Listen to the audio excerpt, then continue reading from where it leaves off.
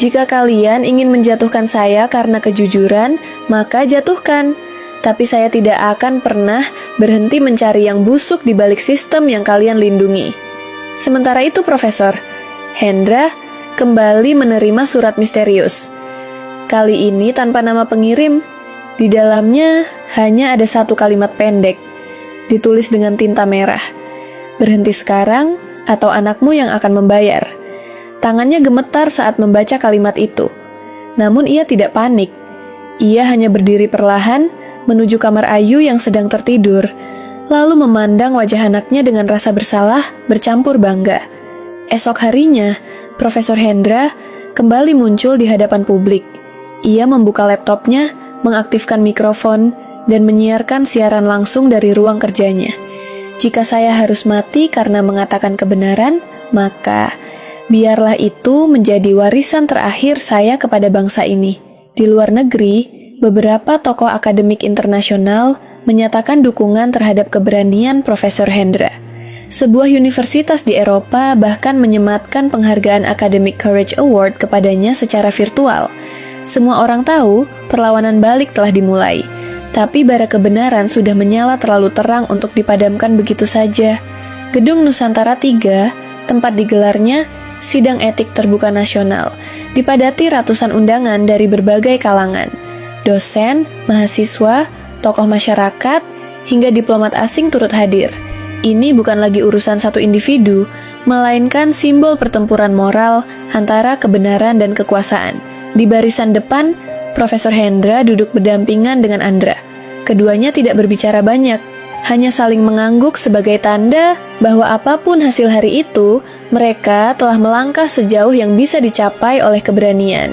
Di sisi lain, Mulyono hadir dengan pengacara dan tim pendamping politiknya. Meski wajahnya tetap tegar, namun sorot matanya tak mampu menyembunyikan tekanan. Ia tahu, ini bukan sidang biasa. Kali ini, publik menjadi hakim yang sesungguhnya. Ketua majelis sidang membuka sesi dengan pidato tajam. Hari ini kita bukan sedang mengadili satu orang, tapi menguji apakah nilai-nilai akademik, hukum, dan kejujuran masih hidup di negeri ini. Kemudian diputar kembali rekaman audio, dokumen pembayaran, dan kronologi pemalsuan yang telah disusun oleh tim investigasi independen. Namun yang paling menghentak ruang sidang adalah tayangan video testimoni beberapa dosen lain yang akhirnya turut bersuara. Saya juga pernah ditawari uang untuk merekayasa proses sidang skripsi, ujar salah satu dosen muda dari Universitas Negeri di Jawa Timur. Saya tahu betul bagaimana sistem ini berjalan, tapi saya takut bicara, hingga Profesor Hendra mematahkan ketakutan kami. Sidang berubah menjadi ledakan fakta dan keberanian. Suara gemuruh dukungan dari luar gedung terdengar hingga ke dalam. Ribuan mahasiswa menunggu hasil sidang di lapangan Senayan dengan tenang namun penuh harap. Ketika tiba giliran Mulyono bicara, ia berdiri pelan. Ruangan sunyi. Saya tidak menyangkal bahwa ada kekeliruan, tapi saya korban dari sistem yang sudah busuk sejak awal, katanya datar. Namun ucapannya tak menggugah simpati, sebab publik tahu Mulyono bukan korban. Ia adalah penggerak utama dari sistem kecurangan itu. Beberapa jam kemudian, ketua sidang membacakan putusan. Saudara Mulyono terbukti secara sadar menggunakan dokumen palsu dan memanfaatkan jaringan akademik untuk mendapatkan posisi publik. Dengan ini, kami mencabut seluruh gelar akademik saudara dan merekomendasikan penonaktifan dari jabatan publik hingga penyelidikan pidana tuntas dilakukan. Seketika, ruangan pecah oleh tepuk tangan. Beberapa bahkan menitikkan air mata.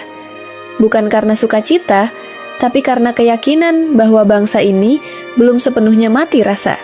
Mulyono tertunduk. Untuk pertama kalinya, sejak semua ini dimulai, ia kehilangan kata-kata. Di luar, Andra berdiri di tengah kerumunan mahasiswa.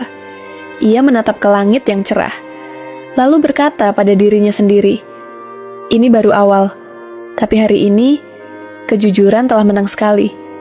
Seminggu pasca sidang etik nasional, perubahan mulai terasa menyebar ke seluruh penjuru negeri. Di berbagai kampus, gerakan bertajuk "Bersih dari Beli Gelar" mulai dideklarasikan secara mandiri.